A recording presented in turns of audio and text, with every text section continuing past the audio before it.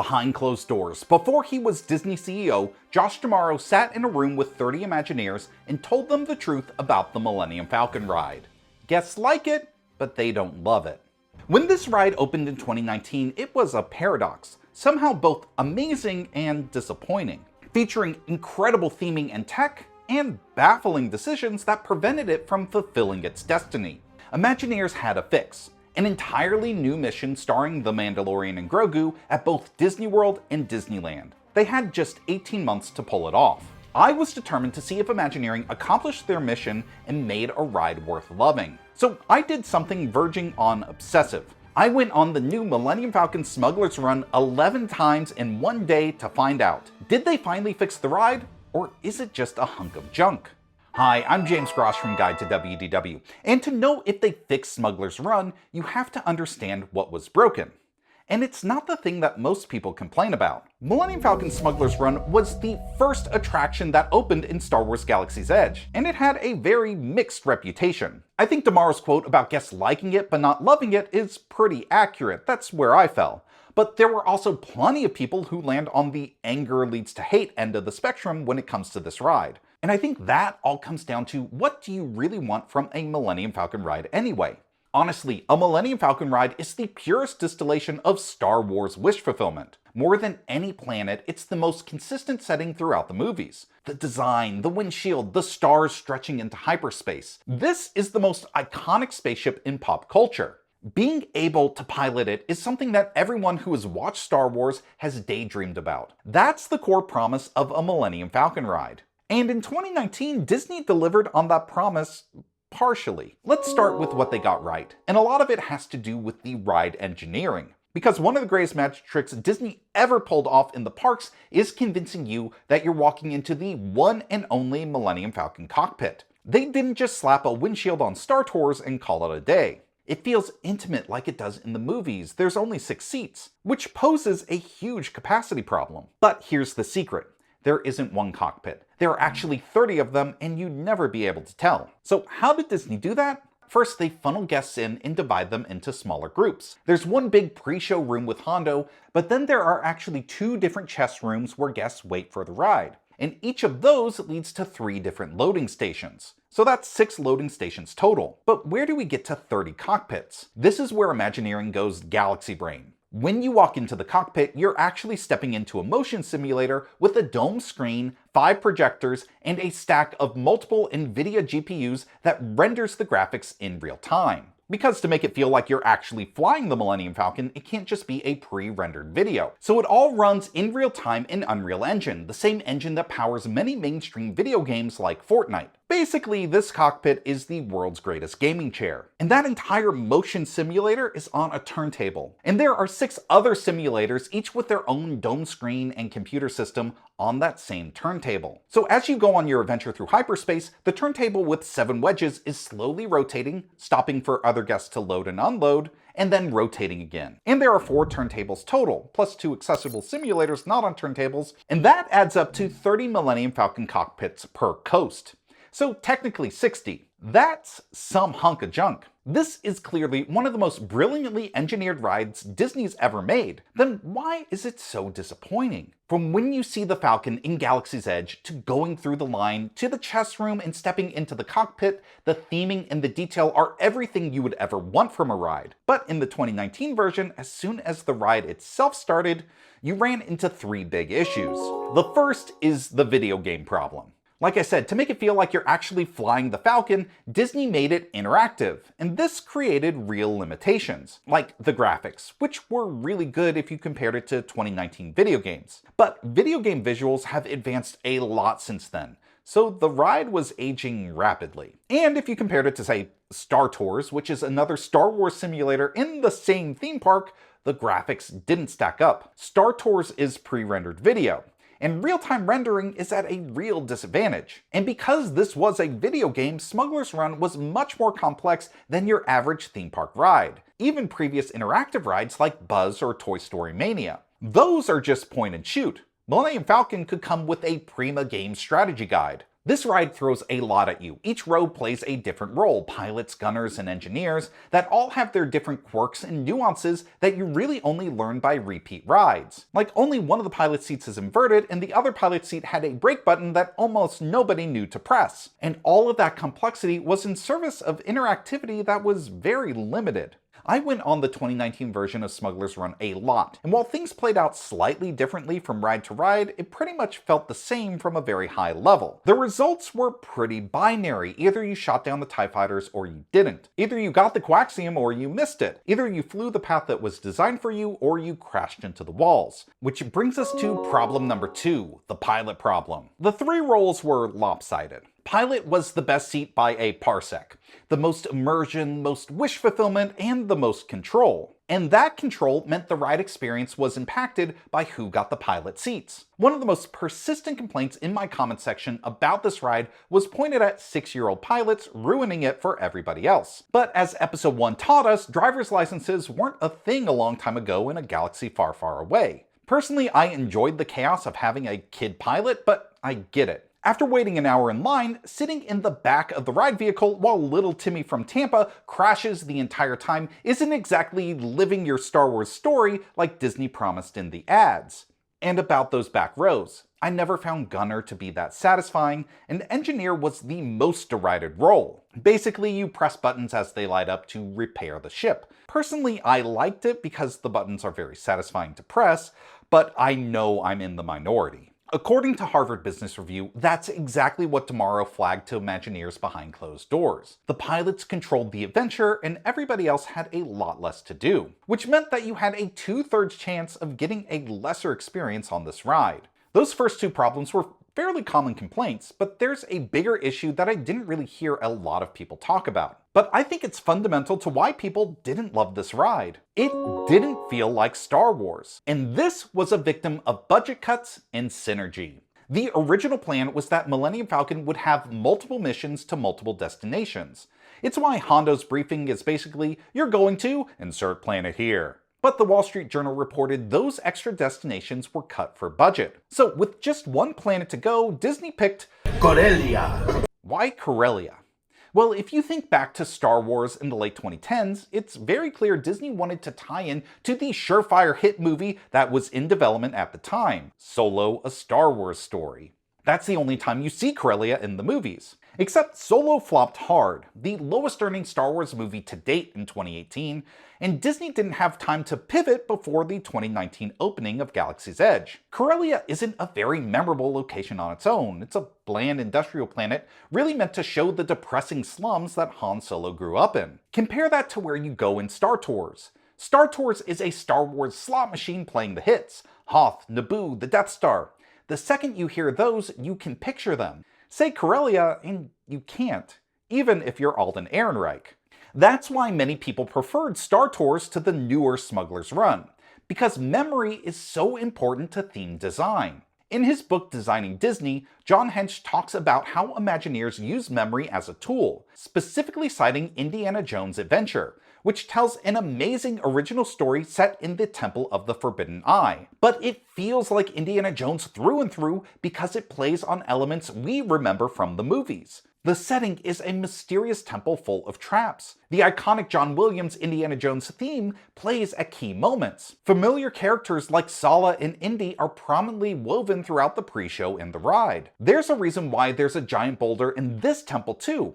It's the most memorable sequence from the Indy films. Even though it's weird when you really think about it. This guy seems to have really bad luck with giant boulders, and I bet that streak's gonna continue at Animal Kingdom. But it would feel weirder to have an Indiana Jones ride without all those touchstones we all remember. That ride does a superb job of combining new ideas with our collective memory. Compare that to 2019 Millennium Falcon, set on one of the most forgettable locations from one of the most forgotten Star Wars movies. Then layer on the rest. Because the original timeline of Galaxy's Edge was between episodes 8 and 9, Han Solo was unavailable. Hondo is great, but he's a side character who only occasionally appeared in the animated series. And the music leaned on John Williams' new Galaxy's Edge score instead of the classic John Williams themes that are Star Wars. Any one of those on its own is fine, But add them all up, and you get a Millennium Falcon ride that somehow doesn't deliver that Millennium Falcon promise. More so than the gameplay or the pilot problem, this is the biggest failing of the first version of the ride. And it undercuts all that amazing engineering and theming. That's how you get a paradox of a ride that people will like, but they don't love. So those are the problems with the 2019 version. The 2026 version of the ride that just debuted is rebuilt from the engine up. And this new mission is part of a tie-in to the Mandalorian and Grogu movie. That sounds familiar. In fact, the new ride debuted on the same day as the movie. Ruh-roh. And since then, Mando took the crown from Solo as the lowest grossing Star Wars movie ever. Is history repeating itself? Let's really examine what changed and if the new version of the ride actually fixes those original issues or not. First, under the hood, there are meaningful technical upgrades. Imagineering gave the computers running the simulators a stack of new NVIDIA graphics cards. The game engine was upgraded from Unreal Engine 4 to Unreal Engine 5, which, according to my ongoing research and calculations, is one whole Unreal Engine more than before. And besides being more modern, this allowed Imagineering to actually use 3D assets for ships and environments directly from ILM, because the volume also runs on Unreal Engine 5. That's the virtual set tech used to make the Mandalorian that renders the backgrounds in real time. And the craziest part? Disney implemented all these technical upgrades and deployed the new mission without closing the ride for a single day. I saw this in action. I previewed the ride before it was officially open, and they had set one turntable to the new mission while the rest of the ride kept running the old one. Then the night before the new mission debuted, they flipped every simulator over. And watch this, they actually rehearsed that switch to make sure they could pull it off in a single night. Switch rehearsal, switching Smugglers Run from mission 1 to mission 2. Tonight is not opening night, obviously. This is just a rehearsal for what opening night will look like. Really, we want to know how long this is going to take us and make sure that we can do it in one night. No, this can't be filmed. Okay. That is the legacy of the planets originally cut for budget. Disney designed the ride that it could have missions swapped in and out. It just took 7 years for that modular engineering to pay off. So the tech has been upgraded. But what does that mean for the ride? Morgan McDowell, a senior software project manager at Imagineering who led the Florida install, said it on the Imagination Skyway podcast.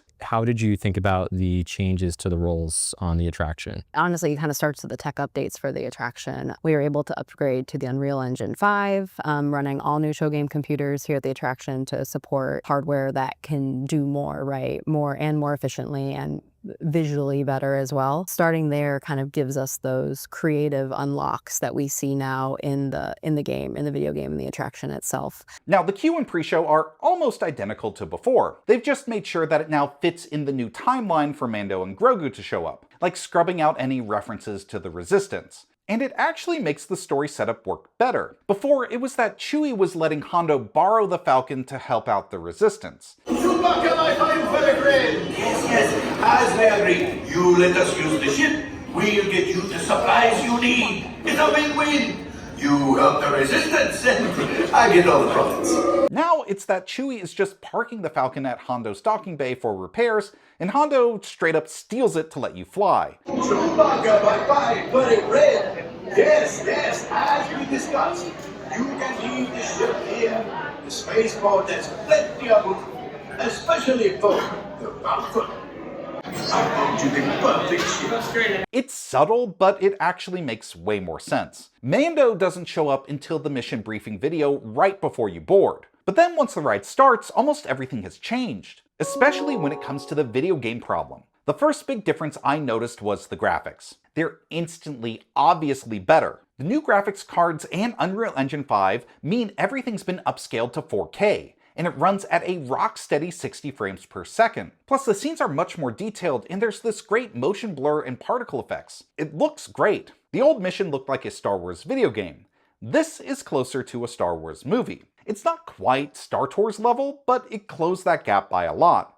Which is saying something because this is all rendered in real time. Now, for the gameplay, the most hated on role got the biggest glow up. Engineer now has a really important job. The new mission always starts on Tatooine as you're trying to help Mando track down 3 bounties. Things don't go according to plan, and the bounties split up to different planets. And it's up to one of the engineers to pick the final destination: Cloud City, Coruscant, or the wreckage of the second Death Star above the forest moon of Endor. A choose-your-own-adventure with 3 choices for the end of the ride?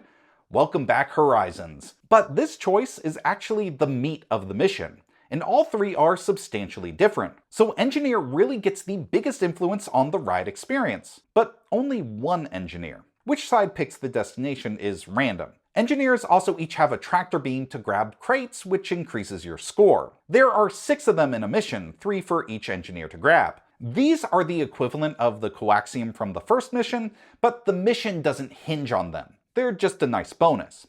And engineers get a Call Grogu button, which plays a little clip of Grogu being adorable on your screen. If you really wanted to, you could just watch that screen the whole time and be pretty entertained. So that's the upgrade that most people are talking about, but both Gunner and Pilot got nice refinements. Gunner got added depth. The environment now reacts to your shots, and you can shoot obstacles out of the pilot's way. The added interactivity to the environment is a big upgrade for how Gunner feels. And there's a missile button I wrote 11 times without noticing, because I only learned about it from Disney's own blog post. When that orange masher button blinks, hit it because it shoots off 5 homing missiles that can be really useful. And Pilot quietly got 2 upgrades. First, they fixed the 6-year-old Pilot issue. StarWars.com interviewed Imagineer Asa Kalama, and they report that the ride added hidden guardrails, so the path stays cinematic no matter what the pilot is doing. And that means crashing now feels fun. More like Lando barely escaping the Death Star than failing a video game. That was too close. Second, the new destinations add a lot of rewritability, but every planet also has branching paths inside it. Like in Tatooine, right after the bounties split up, you can go right through a canyon, or you can go down and to the left to go through a cave that has you fly through the skeleton of a crate dragon. On Cloud City, you can fly below the city or fly through the docking bays. There are so many more different things to see and experience in this new ride. I went on it 11 times with the goal of seeing everything, and I didn't. There were still plenty of secrets left to uncover, and pilots can work together to find those secrets. The first version of the ride was really on rails. Now, the rails are still there, but they are a lot looser. And here's the thing that I came to appreciate most. The ride now rewards you for engaging with it, but it doesn't punish you for just going along for the ride. Miss a crate? It's not the big bummer that missing coaxium was. That's part of Imagineering's design philosophy when they made this new update. You should always feel special for having interacted, but you should never lose anything significant for having not. So the gameplay changes really address the first 2 big problems with the original ride. But what about the Star Wars problem? Does this finally feel like Star Wars? Well, this is another side movie tie-in like the original Smugglers Run. What separates this new mission from the limited time Mando BBQ Bounty Whopper at Burger King? It seems Disney really learned its lesson from setting the first mission in Corellia. Because this ride is really not based on the movie. You don't go to Nal Hutta. Rada the Hutt doesn't chime in telling you about how he's his own man. If the first version of Millennium Falcon is a case study in synergy gone wrong, this is a case study of synergy going right. Because it allows for big visual upgrades, like being able to use ILM's assets from the show and the movie in the game. But also they use the update to give it a giant dose of that Star Wars feel by relying heavily on the first 6 movies. And you feel it from the very beginning. Or I should say, hear it. The old mission played the Galaxy's Edge theme right as you took off. Pilot on the right, pull back on the stick to fly out, and push forward to fly down. This time, the Star Wars main theme kicks in the second you leave the hangar. Make the jump to hyperspace, and up. It gave me that instant Pavlovian rush. Yes, I am in a Star Wars adventure. The original mission never really managed that. John Williams' cues are woven all the way through now. Different songs for different planets, freshly recorded with the London Symphony Orchestra. And every destination is a place from the first 6 movies. The sequences draw on some of the most memorable scenes from the Star Wars canon. And there's a quiet full circle moment for the Star Tours fans. You finally get to actually go light speed to Endor. That's the exact place the original Star Tours was always trying to take you. It looks, sounds, and feels like the Star Wars I grew up with. As for Mando and Grogu themselves, they're woven in really well. Mando's your guide, Grogu's the charming flavor. Mando and Grogu are the icing. Despite the movie underperforming, The Mandalorian show was a massive hit, and these are two very recognizable characters, and they make the ride more fun. If you strip them out completely and kept everything else, this would still be a massively better Star Wars ride. But I'm glad they're there. But did they fix everything? No. Two honest caveats. One, pilot is still the best seat. That gap has closed by a lot. Engineer finally matters, gunner has more depth, but pilot is still the role with the most control and the most dynamic feel the whole way through. It's still the one most people will want because that's the dream, to pilot the Falcon. I don't think there's any way to fully fix that problem. 2, this ride was already complicated, and this update made it more complicated. More destinations, more things for each role, more secrets, more mechanics. If anything, a Prima strategy guide is even more necessary now. There were a couple times I rode where I was hit with genuine stimulation overload. The saving grace is the thing we just talked about. The ride doesn't punish you for sitting back. If all this sounds like too much, my advice is to take the gunner or engineer seat, treat it like Star Tours, and just enjoy the flight. Time for a verdict. Did Disney fix the Millennium Falcon? To borrow a phrase from Josh D'Amaro, if the first version was a ride fans only liked, is this a ride that fans will actually love? Ultimately, Millennium Falcon Smugglers Run looks, sounds, and plays so much better.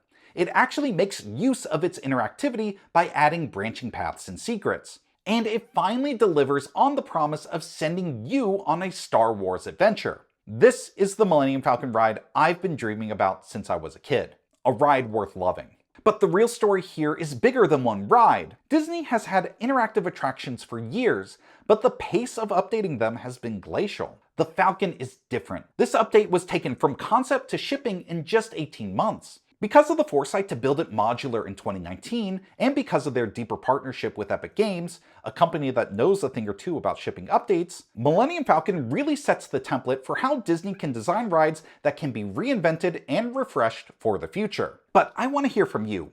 What do you think of the new Millennium Falcon mission? And what planet should Disney add next? Drop it in the comments. This has been James Grosh from Guide to WDW. Thanks for watching, may the Force be with you, and I'll see you real soon.